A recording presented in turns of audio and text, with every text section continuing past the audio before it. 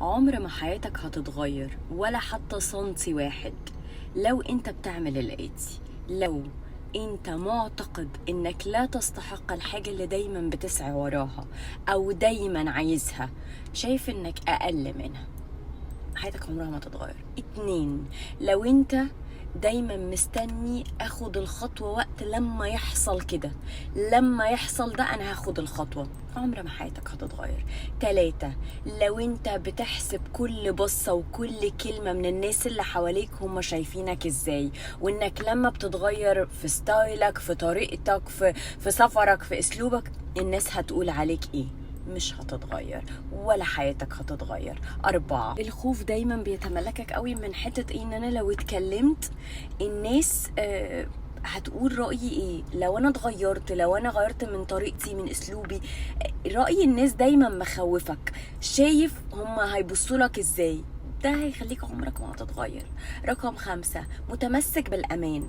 عارف أكنك لو طلعت بره الكومفورت زون بتاعتك، منطقة الأمان بتاعتك، هتحس إن الأكسجين اتسحب فترجع فيها، حتى لو وجودها بيسبب لك أذى نفسي، بس برضو أنا قاعد فيها لأن هي دي الحاجة الوحيدة اللي بتحسسني بالأمان، وده أمان مزيف، فأنت برضو هنا عمرك ما هتتغير. رقم 6، كل لما بتقع في حاجة دايما بترمي فشلك على الدنيا، ده اصلا دي بلد معفنه، الناس اللي فيها معفنه، كل حاجه مصالح وكوسه، كل حاجة بترميها على الدنيا، ده تربية ماما اصلا فشلت في تربيتي، انا طلعت مش عارف ايه، ما بتشيلش مسؤولية حاجة ابدا.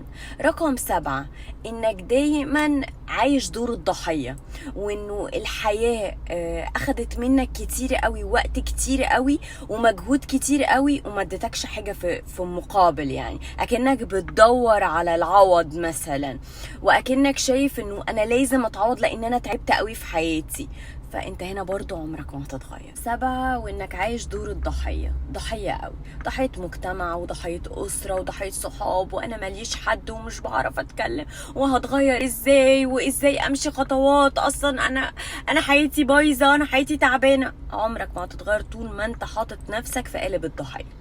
اما اخر نقطة، ان حضرتك بتخاف من الانتقاد، ان حد ينتقدك، وده طبيعي ان الناس تنتقد بعض.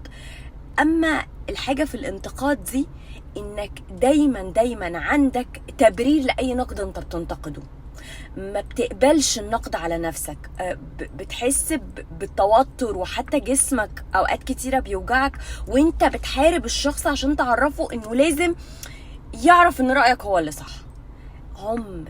عمرك ما هتتغير لو انت ماشي بال8 نقط دول، اعرف كده، مش هتتغير. عايز تتغير وحياتك تتغير، العكس على طول، عكس النقط دي على طول.